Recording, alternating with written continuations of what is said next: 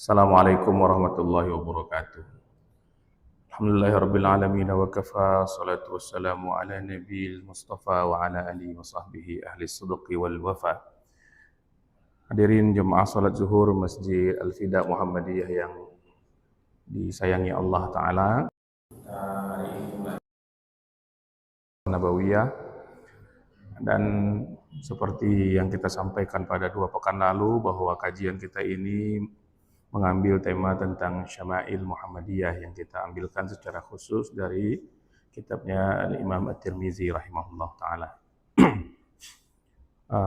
Dalam kajian sirah, kadang-kadang para ulama kita itu ada yang menulis sejarah Nabi itu secara utuh keseluruhan, dari awal kelahirannya sampai akhir wafatnya Rasulullah SAW.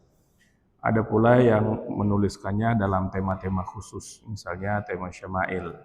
Syama'il ini bicara tentang sifat Nabi, apakah itu sifat khalqiyah, sifat jasmaninya, ataupun sifat yang kita sebut sebagai sifat khuluqiyah, yakni pembawaan tingkah laku dan akhlak Rasulullah SAW.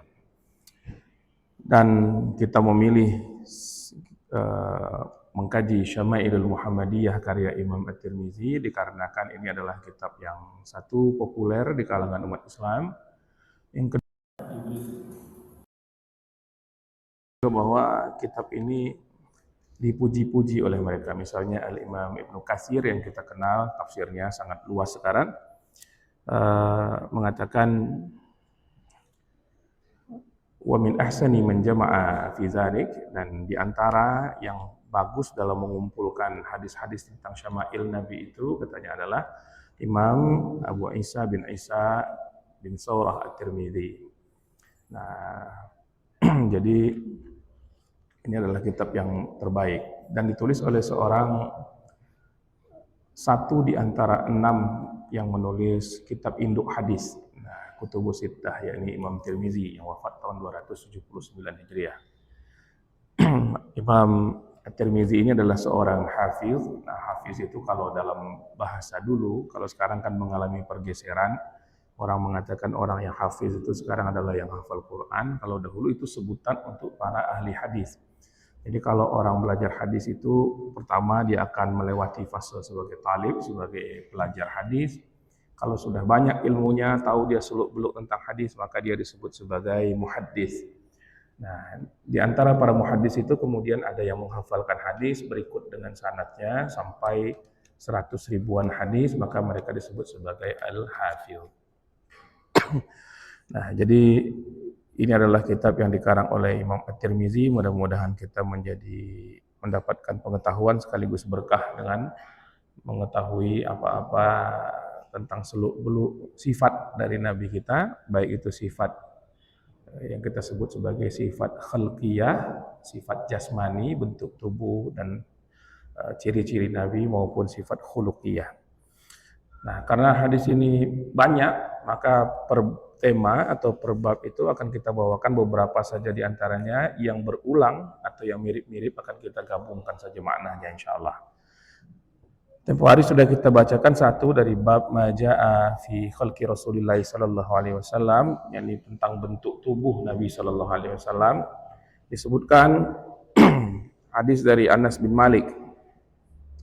Kana Rasulullah sallallahu alaihi wasallam laisa bit-tawil al-ba'in wala bil qasir wala bil abyadil amhaq wala bil adami wala bil ja'dil qatat wala bis sabti ba'athahu Allah taala ala ra'si 40 sanah. فأقام بمكة 10 سنين وبالمدينة 10 سنين وتوفاه الله على رأس 60 سنة وليس في رأسه ولحيته 20 شعرة بيضاء. Rasulullah Shallallahu Alaihi Wasallam itu adalah orang yang perawakannya tidak terlalu tinggi. Dia bukan orang yang jangkung sekali. Namun Nabi juga bukan orang yang pendek badannya. Jadi sedang badan Nabi itu. Kulitnya tidak putih pucat. Wala bil abyadil amhaq, tapi juga tidak gelap kulitnya. Jadi Nabi itu putih tapi tidak putih yang terlalu pucat. Rambut Nabi itu ikal. bergelombang, tidak keriting. Nah, tidak disebutkan wala bil ja'dil qatat. Ja'dil qatat itu keriting yang bergumpal-gumpal, itu kribo kalau kata bahasa kita sekarang. Nah, dan tidak juga pula rambut beliau itu lurus jatuh kaku begitu. Diangkat beliau menjadi rasul pada usia 40 tahun, lalu tinggal di Mekah sebagai rasul itu selama 10 tahun dan di Madinah selama 10 tahun. Kenapa 10 tahun? Dalam banyak riwayat dikatakan bahwa Nabi tinggal di Makkah itu 13 tahun. Nah, maka para ulama menjelaskan hadis ini kira-kira maksudnya 10 tahun itu 10-an tahun, bil uqud. Nah, 11-an tahun itu digenapkan 10 saja. Atau ulama yang lain mengatakan bahwa Nabi itu tinggal sebagai Rasul memang 10 tahun, karena begitu diangkat sebagai Nabi, wahyu pertama itu beliau jadi Nabi, tapi kan belum diperintahkan untuk menyampaikan ajaran Islam. Setelah menerima wahyu pertama, terjadi fatrah atau putusnya wahyu dalam waktu yang agak panjang, hampir mendekati 3 tahun. Setelah itu baru Nabi mendapatkan lagi wahyu berikutnya yang memerintahkan beliau untuk mendakwahkan Islam. Jadi mungkin dihitungnya dari 10 yang itu. Nah, tapi secara umum kita tahu bahwa Nabi setelah diangkat jadi Rasul itu hidup 13 tahun di Mekah, kemudian hijrah dan di Madinah 10 tahun. Beliau berpulang ke rahmatullah itu usia 60 tahun, walaisa fi ra'sihi wa lihyatihi ishruna sya'ratan bayda. Dan ketika beliau wafat itu di usia 60-an tahun, nah 63 tahun kurang, uban yang ada di kepala dan di janggutnya itu tidak lebih dari 20 lembar. Jadi beliau ini sangat awet muda sehingga rambutnya hitam sekali. Ya, itu yang pertama. Anas bin Malik juga menceritakan bahwa Rasulullah SAW itu karena Rasulullah SAW rab'atan. Tubuh Nabi itu sedang, laisa bil tawil wala bil qasir, tidak tinggi, tidak pendek. Hasanul jism, bentuk tubuhnya itu bagus, ideal. Kemudian wa kana sya'ruhu laysa bi ja'din wala sabtin asmarul laun. Rambutnya tidak lurus, tidak keriting, antara-antara itu, dan warna rambutnya itu hitam. Iza masya yatakaffa. Rasul itu apabila berjalan, maka jalannya itu seperti terdorong, yatakaffa, jalannya itu cepat. Nah, riwayat yang lain mengatakan bahwa Rasulullah SAW itu rajulan marbu'an. Rajulan marbu'an artinya orang yang berperawakan sedang, rata-rata. Mu'aida ma bainal mankibain. Tapi bidang bahunya itu mu'aid, jauh sisi bahunya lebar, bahu Nabi SAW itu lebar. Azim al-jummah, rambutnya itu lebat, ila syahmati uzunai, mencapai pangkal daun telinga. Ini namanya syahmatil uzunai. Nah, di sini. Jadi rambut Nabi itu agak panjang, kadang-kadang panjang, kadang pendek, dipotong pendek. Alaihi hullatun hamra, ma ra'aitu syai'an qattul ahsanu minhu. Kadang-kadang Nabi itu mengenakan satu pakaian berwarna merah. Nah, jadi pakaian warna merah itu tidak terlarang. Maka ketika beliau memakai pakaian itu, nah ini dari Al-Barra bin Azib yang mengatakan ini, radhiyallahu ta'ala anhu, Nabi, saya tidak pernah melihat orang yang lebih tampan daripada Nabi ketika memakai baju merah itu. Jadi Nabi SAW punya kadang-kadang memakai baju yang berdandan begitu ya, dan ketika itu beliau menjadi orang yang sangat rupawan. Nah, sedikit lagi, lam yakunin Nabi SAW bitawil wala bil qasir. Ini sama, Nabi tidak tinggi, tidak pendek. Tapi ada tambahan, ini dari Ali bin Abi Thalib radhiyallahu anhu. Syatnul kafaini wal qadamain. Syasnul kafaini wal qadamain. Nabi itu telapak tangan dan telapak kakinya itu tebal, tidak tipis. Nah, kan kadang kalau kita melihat ada telapak tangan itu tipis, lentik kayak perempuan. Nah, Nabi itu tidak tebal. Jari-jari dan telapak tangan dan kakinya itu tebal. Nah, disebutkan dakhmur ra'si, dakhmul karadis. Kemudian Nabi itu kepalanya besar. Nah, besar itu maksudnya kepala besar itu pujian. Tidak kecil, tidak bentuknya itu. Kemudian dakhmul karadis. tulang-tulang persendiannya besar. Tawirul masrabah, beliau punya bulu dada yang memanjang. Jadi Nabi itu disebutkan bahwa dadanya tidak berbulu, tapi di tengah-tengah dadanya itu ada seperti satu bulu yang memanjang sampai ke pusar beliau, itu namanya masrabah. Iza masya takaffuan.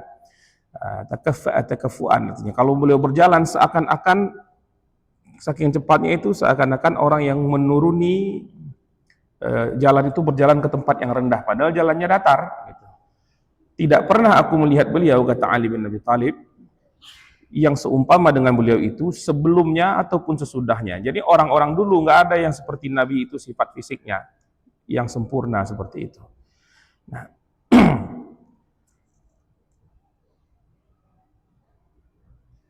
dalam riwayat yang lain lagi ada tambahan. Disebutkan hal-hal yang sama seperti yang kita sebutkan tadi. Rasulullah SAW tidak tinggi, tidak pendek, berperawakan sedang, rambutnya tidak Jadi Nabi ini ada punya mukjizat satu. Kalau dia berdiri, beliau berdiri itu dengan orang yang sangat tinggi, beliau tidak nampak jomplang dengan orang itu. Begitu pula orang yang rendah tidak merasa terlalu pendek di samping Nabi SAW. Dia seperti rata-rata. Nah, tapi disebutkan juga Nabi di sini adalah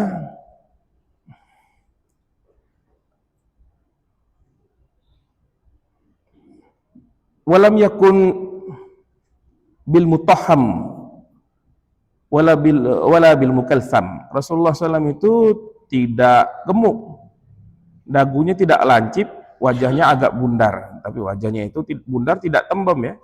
Kulitnya putih kemerah-merahan, kemudian matanya hitam sekali pada mola matanya. Bahunya bidang, seperti yang kita sebutkan tadi juga, memiliki bulu yang lebat memanjang dari dada sampai ke pusarnya. Telapak tangan dan kakinya tebal. Kalau berjalan tegap, seakan-akan beliau turun ke tempat yang rendah. Nah, bila beliau berpaling, wa izal tafatal fatat ma'an. Jadi kalau beliau berpaling itu berpaling seluruh badannya. Jarang beliau melihat dengan menoleh saja. Badannya dipalingkan, tanda kesopanan Rasulullah SAW yang sangat tinggi.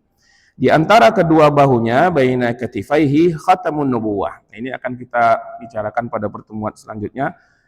Di antara kedua bahu beliau terdapat khatamun nubuwah, tanda kenabian. Nah, ini ada bab tersendiri nanti yang dituliskan oleh Imam Tirmizi tentang bagaimana bentuk khatamun nubuwah itu. Dan disebutkan juga, karena kita tadi jelaskan bahwa yang disebut sebagai sifat Nabi itu ada dua, sifat khalqiyah dan sifat khuluqiyah, sifat badan jasmani dan sifat khuluqiyah, sifat akhlak Nabi, bagaimana tindak tanduknya dan karakternya. Maka ditambahkan pula di sini bahwa ucapan beliau itu ajwadun nasi sadra, beliau itu adalah orang yang ajwad itu ahsan, asfa, yang paling lembut, yang paling baik hatinya, yang paling lapang dadanya. Wasdaqun nasi lahjah, beliau itu adalah orang yang ucapannya paling benar. Waliyanuhum arikah, dan orang yang perangainya amat lembut. Wa akramuhum usrah, beliau adalah orang yang paling ramah kepada keluarga dalam pergaulannya.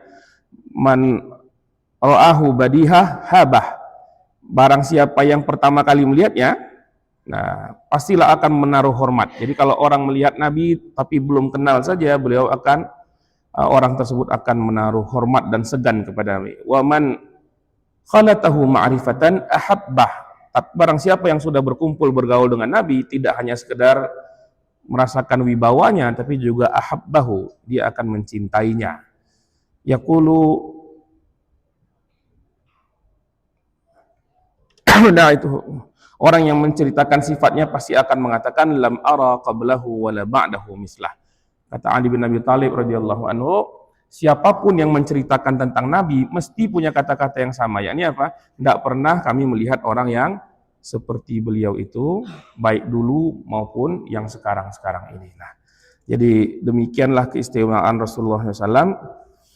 Dan satu lagi mungkin kita bawakan sehingga kita tahu betul bagaimana indahnya fisik Nabi SAW sebelum kita melihat keindahan akhlaknya nanti.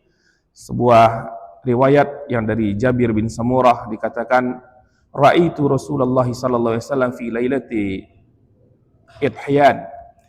Satu malam purnama aku pernah melihat Rasulullah sallallahu alaihi wasallam wa alaihi hullatun hamra. Waktu itu baju merahnya ilal qamar. Maka berganti-ganti aku pandangi bulan, aku pandangi Nabi. Bapak Ibu sekalian, di tengah masyarakat yang tinggal di padang pasir, yang tidak ada bangunan, tidak ada apapun, tidak ada penerangan lampu-lampu seperti kita, malam bulan purnama itu adalah sesuatu yang sangat spesial.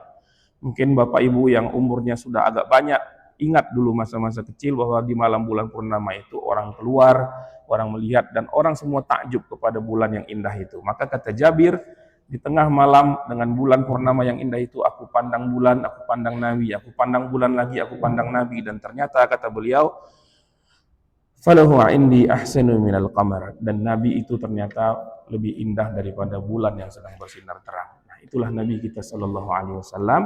Kita kenali sedikit-sedikit sekarang fisik beliau. Nah, nanti akan kita teruskan insyaallah mencuplik hadis-hadis dari kitab Imam Tirmizi ini untuk mengenali yang lebih dalam lagi dari karakter dan kepribadian beliau. Subhanakallahumma bihamdika asyhadu an la ilaha illa anta astaghfiruka wa atubu ilaik. Wassalamu ala mursalin. Assalamualaikum warahmatullahi wabarakatuh.